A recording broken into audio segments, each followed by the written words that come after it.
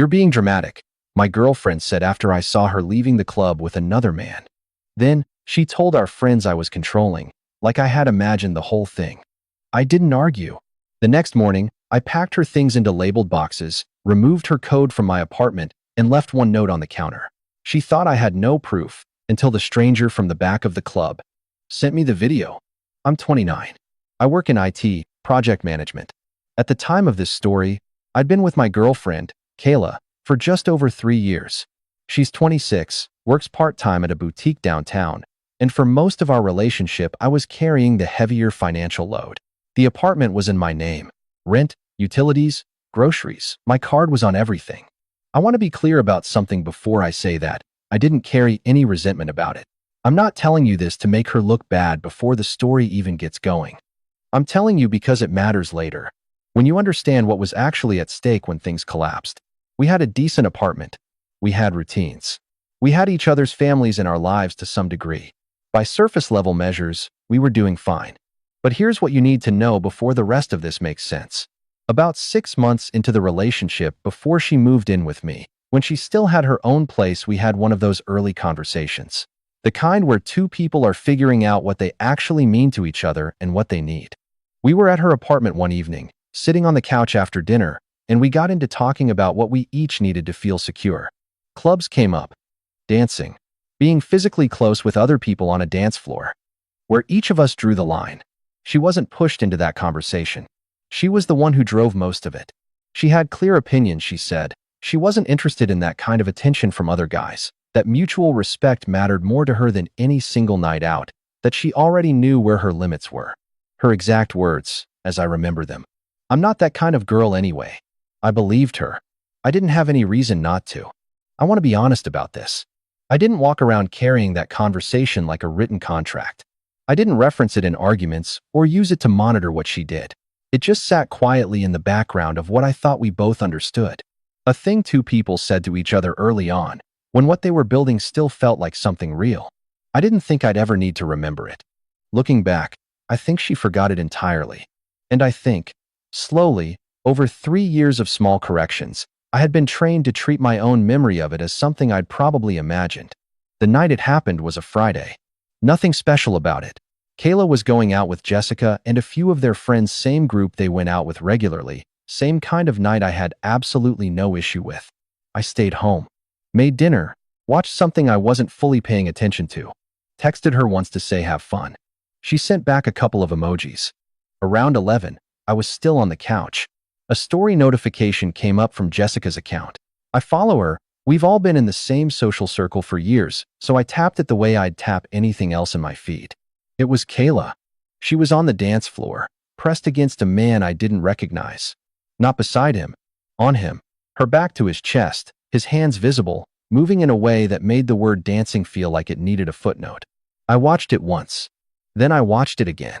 I don't know exactly how long I sat there after that. I took a screenshot before the story expired, not because I had a plan, just because something in me knew I shouldn't let it disappear. Then I put my phone face down on the coffee table and sat in the quiet. My first instinct was to assume I was misreading it. Bad angle, weird lighting. I was seeing something that wasn't there. I watched it a third time. It didn't change. My second instinct, and I'll be honest about how long this one lasted, was wondering if I was being unreasonable. If this was something I was just supposed to brush off. I'd been told so many times, in so many small ways, that I was too sensitive, that the label had started to feel like an accurate description of me. I sat with that doubt for the better part of an hour. She got home at 2. I was at the kitchen table by then, phone in my lap, face down. She walked in and said nothing was wrong. Said I was being dramatic. Said we literally just danced. I didn't argue. I just sat there and held on to what I already knew. She went to bed. I stayed at the kitchen table, not waiting, not rehearsing anything. I just sat there, and in the quiet, things started clicking into place in a way they hadn't before. I thought about the last time I'd brought up something that made me uncomfortable.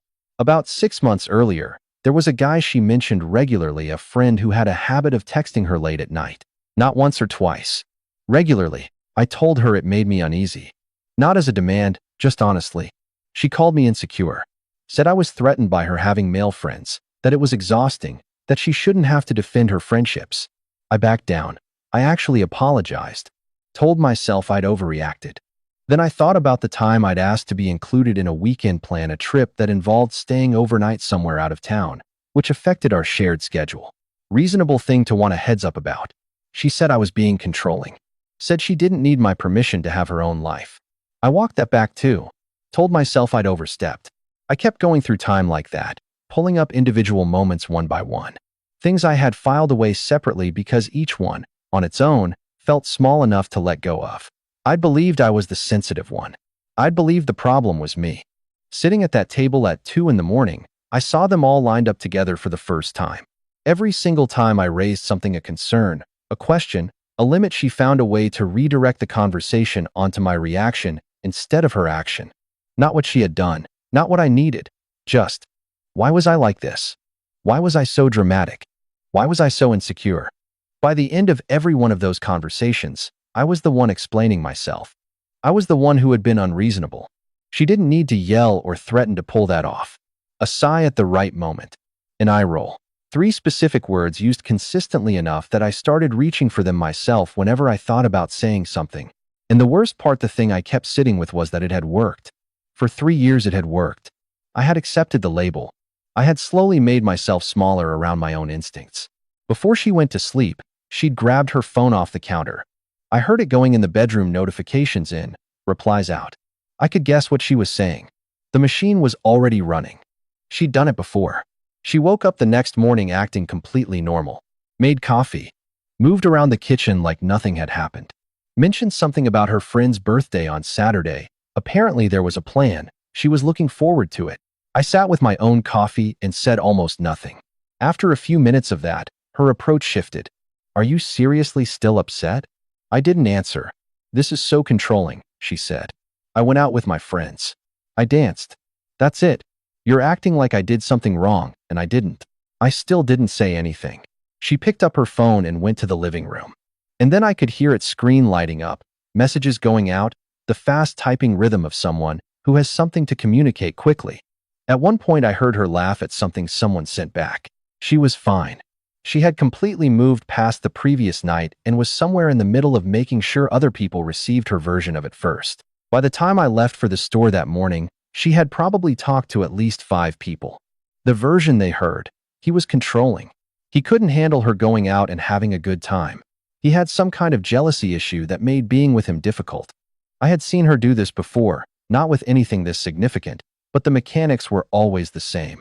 When she was in the wrong, she didn't wait for the conversation to come to her. She got ahead of it. She picked her people, gave them the framing she wanted, and by the time anyone heard my name, they already had a picture in their heads. Here's what I understood about that approach: sitting with it. It doesn't even require lying exactly. You just choose which parts to include and which to leave out. Tell people he got upset about dancing. Don't mention the conversation from 2 years ago about what dancing meant to each of you. Don't mention the video. Don't mention that when he asked you what happened, your first move was to make the question itself the problem. She was good at this. I had seen it used on other people before I knew her well enough to understand what I was watching. What I hadn't registered until that morning was that I was now the one it was being used on. I came home from the store. She was on the couch, phone in hand, didn't look up. I put the groceries away quietly. The apartment had that specific feeling: 2 people in the same space, both aware something has shifted, only one of them ready to say it yet. That afternoon, my phone buzzed. It was Dave. Dave had been part of our broader social circle for a couple of years, not my closest friend, not Kayla's friend specifically, just genuinely mutual. The kind of person who shows up at the same events and you're always glad is there. He had no stake in anything going on between us. So when his message came in, "Hey man, I don't want to get in the middle of anything, but I was there last night. I saw what happened. Are you okay?" I called him immediately. He picked up after 2 rings. He sounded uncertain, the way people do when they've spent the day debating whether to send a message and finally did. Like he'd committed to it but wasn't completely sure he'd made the right call. I told him I was glad he reached out, that I wanted to hear whatever he'd seen. Dave had been at the same club the night before, with a completely separate group. Someone from his office had reserved a section in the back to celebrate something. He hadn't been watching Kayla or looking for anything. He just recognized her at some point across the room, the way you do when someone familiar appears somewhere unexpected. The first time he noticed her, He said. It looked like group dancing. Everyone moving, nothing specific. He didn't think twice. The second time, different guy, noticeably closer, different energy. He paid more attention. He thought about texting me that night, but talked himself out of it. He didn't want to cause something if he wasn't certain. The third time, he said, she was practically climbing the guy. Fully pressed in, hands up, nothing ambiguous about it. Someone in Dave's group noticed and asked if he knew her. He said she was a mutual friend's girlfriend. Someone else said, does her boyfriend know she's like this? And Dave told me that Kayla seemed to hear it. She glanced over briefly and laughed it off. Laughed. I held on to that detail for a moment before I said anything. I'm sorry, Dave said. I wasn't going to bring it up if it was once. But it wasn't once. I told him I already had some of it from my end. That I appreciated him being honest, that it wasn't nothing. After we hung up, I pulled up the screenshot and looked at it one more time. 3 incidents. An independent witness who had been in that room without either of us knowing he was there. A video her own friend had casually posted. And a moment where someone asked about her boyfriend and she laughed. The story she had delivered at 2 in the morning, the one she was currently circulating to her network, had a specific structural problem. It required ignoring 2 sources she didn't know existed. It required Dave not being there. It required Jessica's story not having gone up before it came down. She hadn't made a mistake in some gray area. She had done something deliberate, lied about it to my face, and immediately gone to work, making sure her version reached the right people first. I wasn't dramatic. I wasn't insecure. I was just the last person in that social circle to know what Dave and Jessica already knew. I knew what I needed to do. Honestly, I'd known since the night before. I just needed to be certain I wasn't wrong. Dave had handled that. She was still in the apartment. I could hear the television from the living room. She seemed completely fine. I went to the second bedroom, closed the door quietly, and sat on the edge of the bed. I wasn't angry in the way people picture when they hear a story like this. I wasn't shaking. I wasn't working up to a confrontation. I just felt something settle into place, the kind of clarity that arrives after a decision has already been made, when you're just now catching up to it. I looked up a locksmith, found one with good reviews, called the number. He could come by 9 the next morning. I gave him the address and hung up. Then, I got the 2 suitcases down from the top shelf of the closet and started packing, methodically. Clothes first. I knew what was hers, what was mine. Anything unclear I left for her to sort out later. Shoes. Everything from her side of the bathroom, the skincare, the makeup, the products that had slowly claimed most of the shelf over 3 years. I packed it carefully, not carelessly. I wasn't trying to communicate anything through how I handled things. I was just doing a task that needed doing. 3 trash bags for the rest.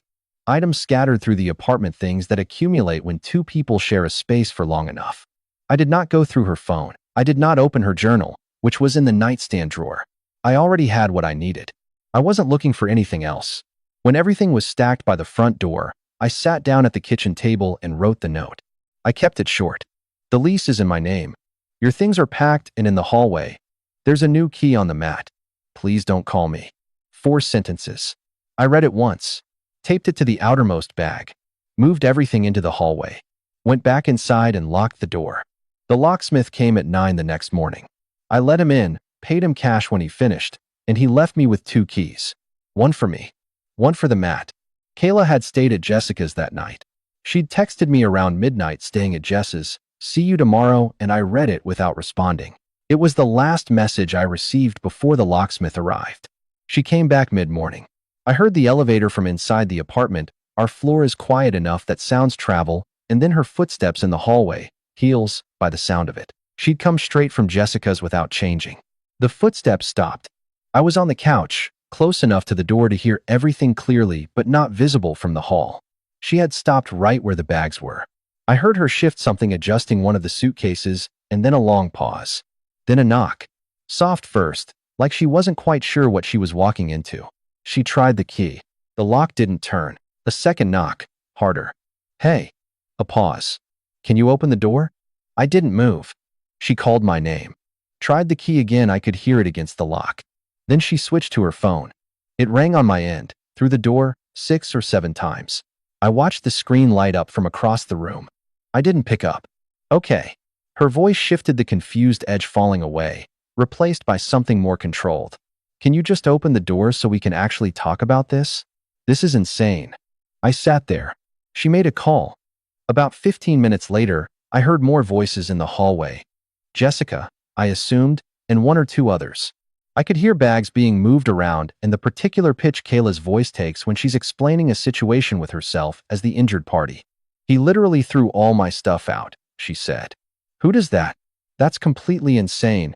Someone made a sympathetic sound. The automatic kind, the one you make before you actually know what happened. Then a stretch of quiet. I think that was when someone found the note. I had taped it to the front of the outermost bag where it would be visible immediately. 4 sentences on a piece of paper. During that quiet, Jessica didn't say much. She'd posted the story. She knew what she'd put up before it came down. She was now standing in a hallway, being asked to support a version of events that she already knew wasn't complete. She went quiet. A neighbor came out of a nearby unit and moved past the group toward the stairwell. Kayla lowered her voice briefly, then came back up. She knocked again. Can we just talk about this?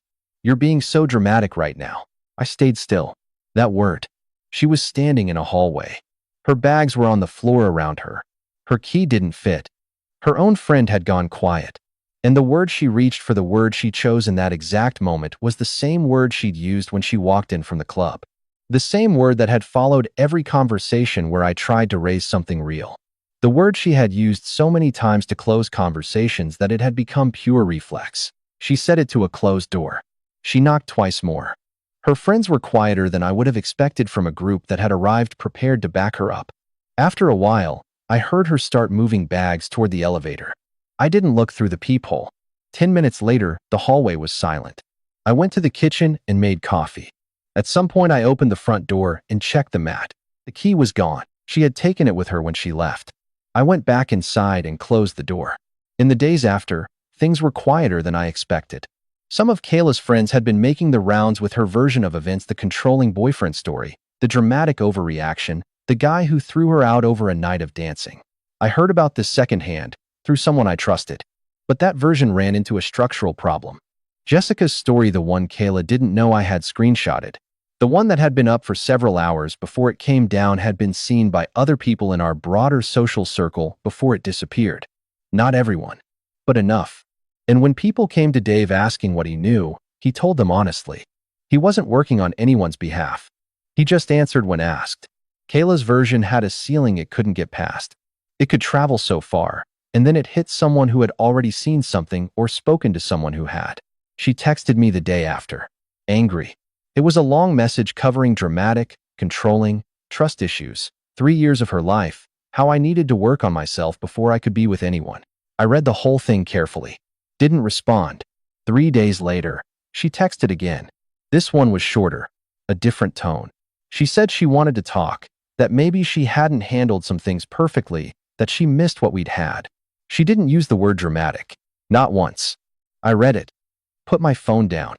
Didn't respond to that one either. I won't pretend the weeks after were all easy.